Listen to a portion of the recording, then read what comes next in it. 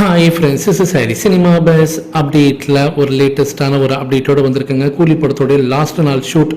இந்த படத்தோடைய அந்த சினிமாட்டோகிராஃபர் கிரீஷ் அவர்களும் மலையாள நடிகர் சோபின் அவர்களும் பார்த்தீங்கன்னாக்கா ஒரு புகைப்படம் எடுத்துக்கிறாங்க. அது அவங்களோட இன்ஸ்டாகிராம் பக்கத்தில் வந்து வெளியிடுறாங்க. ஆக்சுவலி அவங்க வந்து ஏதோ ஏர்போர்ட் வாசலில் நின்று எடுத்துக்கிற மாதிரி இருக்குது. அது ஷூட்டிங் ஸ்பாட்டாக இல்லை அவங்க வந்து ஷூட்டிங் முடிச்சுட்டு ஊருக்கு கிளம்பி போகிறாங்களா அப்படின்றது தெரியல. ஸோ அந்த ஸ்டில் பார்த்தீங்கன்னாக்கா ரொம்ப வைரலாக இப்போ எனக்கு ஒரு பக்கம் இன்ஸ்டாகிராம் பக்கத்தில், இன்னொன்று ஒரு பக்கம் பார்த்தீங்கன்னாக்கா நம்ம லோக்கி அவர்கள் இப்போ இன்னைக்கு காலையில் கூட விட்டுருந்தாங்க. சன் பிக்சர்ஸ் ஒரு அஃபிஷியலான ஒரு போஸ்டர் ரிலீஸ் பண்ணியிருந்தாங்க. ஷூட்டிங் ஸ்பாட் ஸ்டில் அது.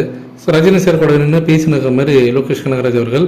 ஸோ அவர் எந்த அளவு நெகிழ்ந்து போயிருக்கிறாரு அப்படின்றது நல்லாவே தெரியுது. அதுவும் நேற்று பார்த்தீங்கன்னாக்கா அது ஒரு வீடியோ ரிலீஸ் பண்ணிருப்பாங்க பாருங்கள். ஜஸ்ட் ஒரு 40 செகண்ட்ஸ் வீடியோ தான். அதில் லோகேஷ் கனகராஜ் எந்த அளவுக்கு இந்த படத்துக்காக ஒரு ஹார்ட் ஹிட்டிங் எஃபர்ட்ஸ் போட்டிருக்காரு. இந்த படம் வந்து ஒரு வேற லெவல் அவுட்புட் வந்திருக்குன்றது அந்த வீடியோஸை பார்க்கும்போது தெரியுது. அதே போல் ரஜினி சார் கூட நின்று அவர் எக்ஸ்பிளைன் பண்ணுற விதமாக இருக்கட்டும்.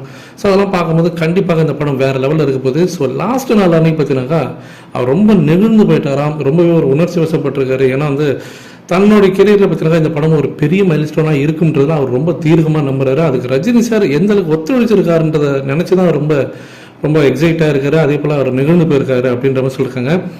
ஏன் இந்த படம் ஒரு பெரிய ஹிட் ஆகும் அப்படின்னு சொல்கிறாங்க. அவங்க விட்டுருந்த அந்த வீடியோஸில் பார்த்தீங்கன்னா சில இந்த கிளிப்பிங்ஸ்லாம் வந்திருக்கும். அதில் சில ஸ்டில்லாம் பாருங்கள், ஒரு கார் கேரேஜ் மாதிரி இருக்கும். அந்த இடத்துல நடக்கக்கூடிய ஒரு அதிரடி சண்டை காட்சியாக இருக்கட்டும், இல்லை ரஜினி சார் அப்படி ஸ்டைலாக வந்து நிப்பாக இருப்பாருங்க, அந்த இடத்துல இருக்கக்கூடிய ஒரு சண்டை காட்சியாக இருக்கட்டும். ஸோ அதெல்லாம் பார்த்தீங்கன்னா இந்த படத்தோடைய ஹைலி எலிவேட்டட் சீன்ஸ் அப்படி தான் நான் சொல்லுவேன்.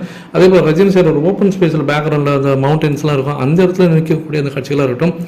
ரஜினி சாருக்கு அந்த காஸ்டியூம்லாம் ரொம்ப ரொம்ப சிம்பிளாக இருந்தாலுமே கூட அவர் நிற்கிற அந்த தோரணை, அவர் எப்படி அந்த ஸ்க்ரீன் பார்த்தீங்கன்னாக்கா அவர் வந்து நின்னாலே ஃபயராக இருக்குன்னு சொல்லுவாங்க பார்த்தீங்களா. அந்த மாதிரி ரஜினி சார் வந்து ஜஸ்ட் ஒரு சாதா காஸ்டியூமில் இந்த அளவுக்கு ஒரு மாசாக காட்ட முடியும், மாசாக வந்து எலிவேட் பண்ண முடியும் ஒரு ஹீரோவை, ஒரு அந்த ஹீரோயிசத்தை கொண்டு போக முடியும்னாக்கா அது ரஜினி சார் மட்டும்தான் முடியும்.